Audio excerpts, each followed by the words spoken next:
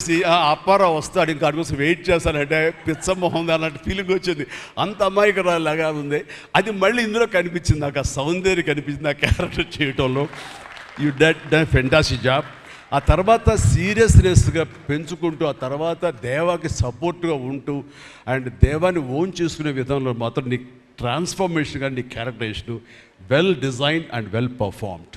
Fantastic అమ్మా, fantastic. And ఇంకా మిగతా క్యారెక్టర్స్ అందరూ అన్ని రకాలుగా అన్నీ బాగా చేసినా సరే, నిజంగా చెప్తాను, హృదయానికి హత్తుకుపోయిన క్యారెక్టర్ ధనుష్.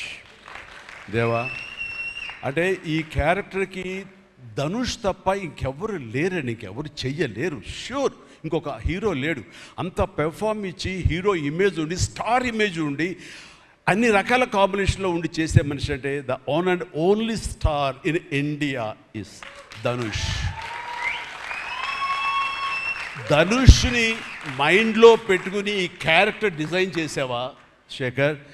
లేదు, నీ క్యారెక్టర్కి అతను అనుకోకుండా సరిపోయాడా అని అంటే నాకు లేదు. నువ్వు ధనుష్ని దృష్టిలో పెట్టుకుని ఈ క్యారెక్టర్ డిజైన్ చేసావేమో అనుకో అనిపిస్తుంది నాకు. ఎందుకంటే ఈయన సపోజ్ నేను చేయలేని శేఖర్, ఐ వెరీ సారీ, நான் ரொம்ப பிஸியாக இருக்கேன், நான் பண்ண முடியாது అని சொன்னா என்ன பண்ணுவேని? ఎవరున్నారు చేయడానికి?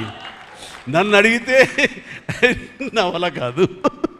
నాకు వద్దని బాబు ఈ కష్టాలు ఇవి, నాకు ఇలా ఎవరు లేరు. అంత న్యాచురల్గా ఆ క్యారెక్టర్లో ఇమిడిపోయి ఆ క్యారెక్టర్ని అంత బాగా చూపించడం అన్నది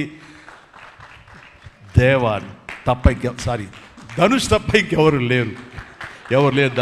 ధనుష్ నీకు బెస్ట్ యాక్టర్ అని చాలా మామూలు అయిపోయింది. మాకు ఎప్పుడైనా వస్తే వావ్ నాకు వచ్చిందో నేషనల్ బెస్ట్ యాక్టర్ అనుకోవాలి తప్ప నేను. బట్ నీకు ఇది మామూలు అయిపోయింది. మళ్ళీ ముందస్తుగా నీకు అడ్వాన్స్గా చెప్పేస్తున్నాను, నీకు కంగ్రాట్స్. నీకు బెస్ట్ యాక్టర్ అనేది ఖచ్చితంగా రావాలి. లేకపోతే నీకు నేషనల్ అవార్డ్స్కి అనేదానికి మళ్ళీ అర్థం లేదు. బట్ అది నీకు ఇది మామూలే, కానీ నీకు ఈ సినిమాకి వస్తే కనుక ఇందులో ప్రతి ఒక్కరికి ఇది గర్వకారణం. అది definite you will win. Fantastic. ఇక ప్రొడ్యూసర్స్గా మన సునీల్ ఉన్నాడు.